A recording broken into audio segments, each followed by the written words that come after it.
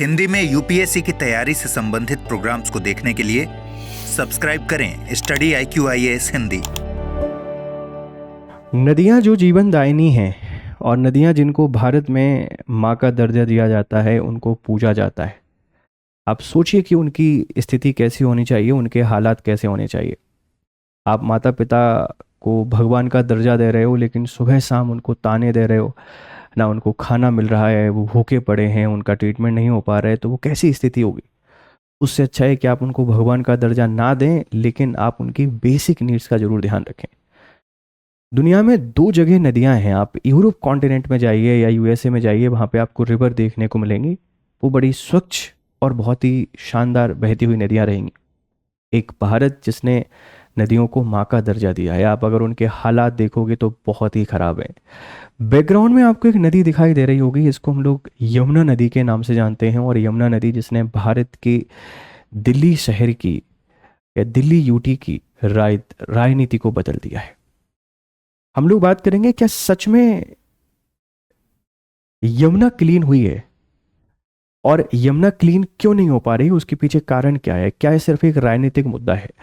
आपको क्या लगता है यमुना को कैसे क्लीन किया जा सकता है, और क्या ये सिर्फ एक राजनीतिक मुद्दा बनकर रहेगा, आप मुझे बताइएगा। जब हम लोग इन नदियों को ऐसे देखते हैं तो आपको तो नहीं पता, लेकिन मेरा तो मन मतलब ऐसा लगने लगता है कि हम इंसान क्यों हैं, हम इससे तो बढ़िया जानवर ही सही थे। हम इंसान से कहते हैं तुम जानवर हो गए हो, तुम जानवर हो जाओ भाई, मैं यही चाहता हूँ हर इंसान जानवर हो जाए। कम से कम अपने रूल्स को तो फॉलो करेंगे। वो लोग जो घास फूस पत्ते खाते हैं, वो घास फूस पत्ते ही खा रहे हैं। जो शिकार करके खाते हैं, वो शिकार ही करके खा रहे हैं। उन्होंने अपनी प्रकृति नहीं बदली है। इंसान सब खा रहा है, घास फूस जानवर इंसानों को सबको खाने लगा हुआ है, और ये पूरी प्रकृति को तबाह करने लगा हुआ है। तो भारत में बढ़ता हुआ जल संकट, नदियों की सफाई की समस्या और आगे आने वाले वाटर क्राइसिस में आप इस आर्टिकल को यूज़ कर सकते हैं। जो यमुना नदी है, इस यमुना नदी की जो स्थिति है, ये स्थिति कितनी बेहतर हुई है, आप यहाँ भी इसको यूज़ कर पाएंगे। सॉरी, मैंने अगर गलती से यमुना को गंगा प्रोनाउंस कर दिया हो, क्योंकि बार बार गंगा का ही नाम हमको आता है, लेकिन यमुना जी की हम लोग यहाँ पर बात कर रहे हैं। एक बहुत ही इंपॉर्टेंट रिवर है, दिल्ली हरियाणा के लिए तो काफ़ी इंपॉर्टेंट है, और पूरी वाटर डिपेंडेंसी इन्हीं के ऊपर है। बहुत क्राइसिस है इस रिवर में, लेकिन साफ़ नहीं हो पा रही। साफ क्यों नहीं हो पा रही, उसके पीछे अपने कारण है। क्या है सर? ढेर सारे कारण मुझे लगता है। देखो, सबसे बड़ा जो कारण है ना बेटा, पहला वो तो हमने हमेशा अर्बनाइजेशन को बढ़ावा दिया है। ये जो शहरीकरण बढ़ रहा है, इस शहरीकरण के कारण जंगल और ज़मीन सब छोटी होती जा रही हैं। हम ह्यूमन एनक्रोचमेंट को बढ़ाते जा रहे हैं। फिर डिफोरेस्टेशन की हम लोग बात करते हैं, हमने वनों को काट दिया है, उससे भी हर चीज़ पे बहुत नेगेटिव इम्पैक्ट पड़े हैं।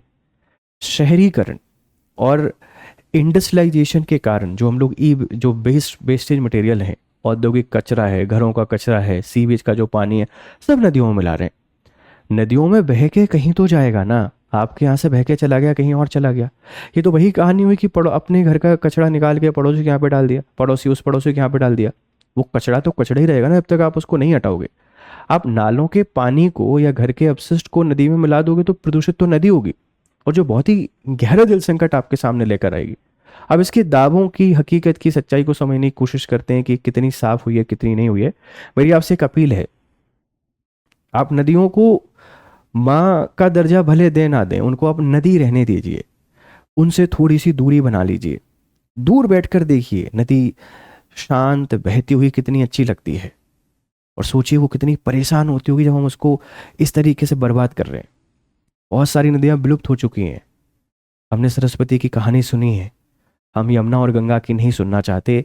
आप इंसान बनना चाहते हैं, अच्छी बात है, डेवलपमेंट अच्छी चीज़ है, लेकिन इनको थोड़ा सा बचाइए, बहुत ज़रूरी चीज़ है। राइट, चलो एक रिपोर्ट आई है अभी, इस रिपोर्ट को समझने की कोशिश करते हैं। रिपोर्ट आपसे क्या कहती है? Yamuna water quality improves as flood water flush out pollutant. ये एक रिपोर्ट है, और ये रिपोर्ट हमको बताती है कि जो यमुना नदी है, ये कंपैरेटिवली थोड़ी सी क्लीन हुई है, कंपैरेटिवली थोड़ी सी क्लीन हुई है, थोड़ी सी साफ हुई है। और साफ होने के पीछे जो वजह है, वो वजह फ्लड को माना गया है। कहते हैं ना कि कितना भी गलत हो, उस गलत में कुछ अच्छा हमको दिख जाता है।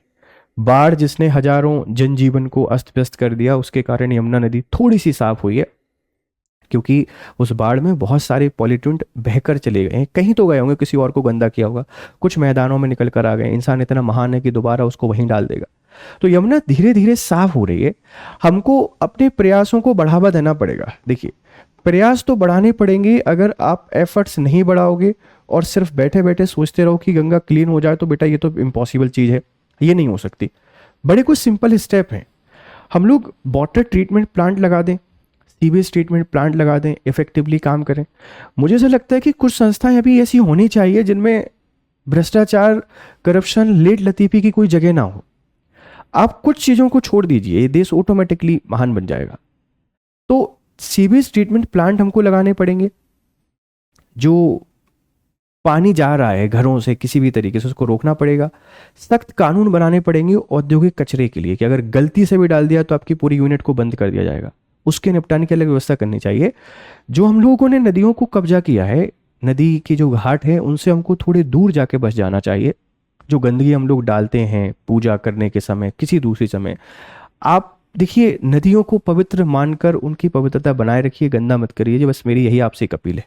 तो प्रयास हमको करने पड़ेंगे, प्रयास ऑटोमेटिकली क्लीन कर देंगे, धीरे धीरे चीजें आपके पास सही हो जाएंगी। रिपोर्ट क्या कहती है? यमुना नदी का दिल्ली से होकर गुजरने वाला जो हिस्सा है देश के सबसे प्रदूषित नदी खंडों में गिना जाता है। सबसे ज़्यादा पॉल्यूशन यहीं पर है। पिछले 3 दशकों में सुप्रीम कोर्ट और नेशनल ग्रीन ट्रिब्यूनल NGT, जिसकी स्थापना 2010 में सर्वोच्च या एपेक्स एनवायरमेंटल बॉडी के तौर पर हुई थी, उसके आदेश के बाद भी अभी तक कोई स्थिर सुधार नहीं हो पाया है। एक सरकार दूसरी सरकार पे आरोप लगा के चली जाती है, लेकिन परमानेंट उपाय कोई नहीं कर पा रहा है। अभी फ्लड के कारण थोड़ी सी साफ हुई है, ध्यान रखिएगा। लेकिन अभी भी स्थिति क्या है? DPCC की एक रिपोर्ट आई है, दिल्ली प्रदूषण नियंत्रण समिति DPC की मासिक रिपोर्ट के अनुसार सितंबर में यमुना की जल की गुणवत्ता में सुधार दर्ज किया गया है। ये सरकारी प्रयास के कारण नहीं है, मैं आपको बता दूं। इसके पीछे कारण है फ्लड। जो बाढ़ आई, उस बाढ़ के कारण ढेर सारे पॉल्यूटेंट बहकर चले गए। जब एक बाढ़ नदी को साफ कर सकती तो सोचिए सरकारें क्या नहीं कर सकती, या जनता क्या नहीं कर सकती। चलो हम सरकारों को साइड कर देते हैं, अगर कम्युनिटी लेवल पर हम एक्टिव हो जाएं। देखो, नदियों के बिगड़ने से सरकारों का कुछ नहीं बिगड़ेगा, जो उद्योगपति वर्ग है उसका कुछ नहीं बिगड़ेगा, क्योंकि वो कैपेबल इनफ है। मैं आज की बात नहीं कर रहा हूँ, आज से 200 साल बाद की बात कर रहा हूँ। उनकी फैमिली फिर भी कैपेबल इनफ रहेंगे। परेशानी आज भी हमको उठानी पड़ रही है, कल भी हमारी फैमिली उसको उठानी पड़ेगी। तो इसीलिए अगर कम्युनिटी लेवल पर भी हम लोग एक्शन लेना शुरू कर दें, और इंडस्ट्री जो है इन पर सुप्रीम कोर्ट या न्यायपालिका स्ट्रिक्ट इम्पोज लगा दे, अगर बैन लगा दे कि भाई अगर ऐसा कुछ किया तो फिर आपको देखा जाएगा, नदियाँ सुधर सकती हैं। और हमको नदियों के जीर्णोद्धार पे काम करना चाहिए। पानी देती हैं, ड्रिंकिंग वाटर मिलता है, इरिगेशन फैसिलिटी देती हैं, टूरिज्म को बढ़ावा देती हैं, इकोसिस्टम को बचाए रखती हैं, सब कुछ तो तैयारी है। हम फिर भी इनकी सुरक्षा नहीं कर पा रहे हैं। एक फ़ोन जो आपका 1 लाख 1.5 लाख रुपए का आता है, उस पर टेम्पर्ड लगा लेंगे, ग्लास गबल लगा लेंगे, इंश्योरेंस करा लेंगे, सब कुछ करा लेंगे। एक 10 लाख रुपए की गाड़ी या 20 लाख रुपए की गाड़ी के लिए हम इंश्योरेंस करा कर घूमते हैं, उसके बाद चेक कराते हुए घूमते हैं। पर हम इधर ध्यान नहीं दे रहे हैं, क्योंकि ये फ्री में मिल रहा है ना सब कुछ। इन पे हमको ध्यान देना पड़ेगा, इनकी सुरक्षा और रक्षा हमारी रिस्पॉन्सिबिलिटी है। कल आप लोग IAS बनेंगे, IPS बनेंगे, तो आप पॉलिसी मेकिंग में जाएंगे। ध्यान रखिए कि आप अगर एक एक्स्ट्राऑर्डिनरी काम करना चाहते हैं तो ऐसे काम करिए, और फिर देखिए कि क्या उसके परिणाम हमको मिलते हैं। अभी थोड़ी ठीक हुई है, पर उतनी अच्छी नहीं हुई जितना होना चाहिए, ध्यान रखना। यमुना एक्शन प्लान ये 1993 में लॉन्च किया गया था।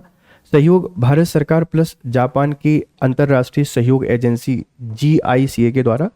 मुख्य उद्देश्य था घरेलू व औद्योगिक सीवेज को रोकना। सीवेज ट्रीटमेंट प्लांट STP इसमें बनाने थे, नालों का उपचार और ठोस कचरे को रोकना था। पहला चरण चला था 1993 से लेकर 2003 के बीच में। शुरुआती काम सीवेज ट्रीटमेंट और प्रदूषण नियंत्रण था, बट इफेक्टिवली काम नहीं कर पाया। YAP सेकेंड आया 2003 से लेकर 2011 के बीच में। सीवेज क्षमता बढ़ाना और कुछ क्षेत्रों में पुनर्जीवन करना था। YAP थर्ड आया 2011 से वर्तमान तक। 318 करोड़ रुपए की लागत से दिल्ली के 3 बड़े नालों ओखला, कोंडली और रिढ़ाला में सुधार, सीवेज ट्रीटमेंट क्षमता में वृद्धि। तो यमुना एक्शन प्लान कब से चल रहा है? 1993 से चल रहा है, अनवरत चल रहा है। आपसे कोई यमुना एक्शन प्लान के बारे में पूछ सकता है कि यमुना एक्शन प्लान की प्रासंगिकता बताइए। अगर वो साफ नहीं कर पा रहा है नदी को, तो फिर क्या इसके और समाधान हो सकते हैं? आपको क्या लगता है? प्लीज़ मुझे आपके समाधान जरूर बताइएगा। नमामि गंगे कार्यक्रम आया, ये 2014 का कार्यक्रम है। गंगा को साफ करना था, लेकिन सर यमुना में कैसे? यमुना गंगा की सहायक नदी है, इसलिए नमामि गंगे मिशन में यमुना भी शामिल है। और दिल्ली और आसपास के क्षेत्रों में 23 नालों की ट्रीटमेंट करने की योजना बनाई गई और कई नए एसटीपी का निर्माण किया गया। ये कागजों में किए गए, हकीकत पे क्या हो रहा है इसके बारे में तो सिर्फ और सिर्फ या तो माँ यमुना जानती हैं, भगवान जानती हैं, या जानते हैं, या राजनीतिक पार्टियां जानती हैं। दिल्ली सरकार की पहल आई थी मुख्यमंत्री यमुना सफाई अभियान। 2021 से लेकर 2025 तक यमुना को नहाने योग्य मानकों तक लाने का लक्ष्य। दिल्ली में 7 बड़े नाले जैसे नफजगढ़ नाला, बड़ा पुल नाला को साफ करने की परियोजना थी। एसटीपीज की क्षमता को बढ़ाना था, नए एसटीपी निर्माण करने थे, ड्रोन का रियल टाइम मॉनिटरिंग सिस्टम था, सीवेज नेटवर्क को अनधिकृत कॉलोनी तक पहुंचाना था। लेकिन फिर भी यमुना अभी भी साफ नहीं हो पाई है। 1993 सफाई चल रही, सोचिए कितना धीमा है हमारा सिस्टम, कितना धीमा है हमारा प्रशासन, और हम दावे वादे क्या करते हैं। साफ करना पड़ेगा दोस्त, ऐसे काम नहीं चलेगा चाहे कुछ भी करिए, राइट। ये हम लोग यमुना नदी की बात करते हैं। देखो यमुना एक इम्पॉर्टेंट रिवर है, यहाँ से निकलती है आपके पास। ये यमुनोत्री जो ग्लेशियर है, इस यमुनोत्री ग्लेशियर से यमुनोत्री हिमनद से निकलती है और यहाँ से ऐसी बहती हुई आप देखेंगे दिल्ली, उत्तर प्रदेश, राइट, यहाँ आती है और इधर इलाहाबाद में आके गंगा में मिल जाती है। तो यमुना गंगा की एक इम्पॉर्टेंट ट्रिब्यूटरी है, इस बात को ध्यान रखना। यह सबसे बड़ी जो ट्रिब्यूटरी है गंगा की वो यमुना है और यमुनोत्री हिमनद से निकलती है। इसकी जो लेंथ है वो 1376 किलोमीटर है, राइट। इसकी जो लेंथ है ये हमको 1376 किलोमीटर देखने को मिलती है, 1376 किलोमीटर। और यमुनोत्री हिमनद से निकलने के बाद इलाहाबाद में गंगा में जाके अपना संगम बना देती है।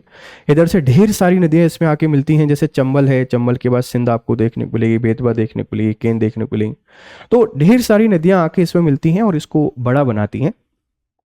आपसे कोई पूछेगा तो जो इसके जो फैलाव है ना, फैलाव, इस फैलाव के आधार पर सबसे बड़ी जो नदी है वो यही है। बहुत चौड़ी नदी है गंगा के कंपैरिजन में।